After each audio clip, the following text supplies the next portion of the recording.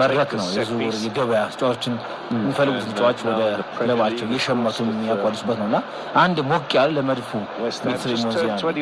ዲዩፍ ኳስ አሻገረ ምናልባት ዲዩፍ ጥሩ ኳስ አሻግሮ ነበር ወደ ቦክስ ውስጥ ነገር ግን እና ከእንግዲህ የጥር ወር ከተጫዋቾች ዝውውር ጋር በተገናኘ ውድ አድማጮቻችን አንድ ሞቅ ያለ የዝውውር ዜና አለ። በተለይ ለአርሰናል ደጋፊዎች የሚሆን ዜና ነው። ያሬዶ እንግዲህ አልሞ አዳኙ ይሉታል በፕሪዳተር አንድሪያ ቤርታ እኮ ብራዚላዊውን ሮድሪጎን አሁንም አልተፋቱትም የሚል መረጃ እያየሁ እገኛለሁ።